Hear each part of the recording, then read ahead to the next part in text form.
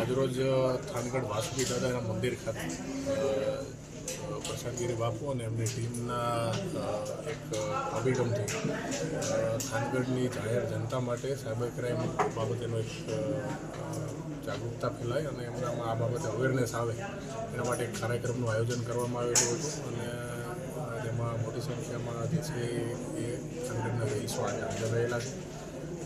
જેમાં સાયબર ક્રાઇમમાં અલગ અલગ પ્રકારના કેવા ફ્રોડ થતા હોય છે, એમાં શું ધ્યાન રાખવાની જરૂર છે, ખરેખર શું ન કરવું જોઈએ એ બાબતેની બધી ચર્ચા જે છે આજ કરવામાં આવી છે. અને અમુક જે પ્રશ્નો હતા એને પણ ધ્યાને લઈ અને એમાં મદદ કરવા બાબતેની અમારા તરફથી ખાતરી આપવામાં આવેલી છે.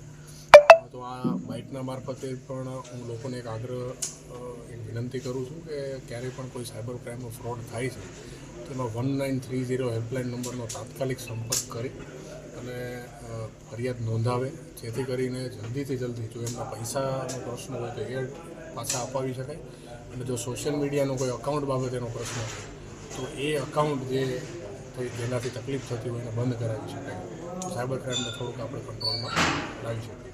ખૂબ ખૂબ આભાર.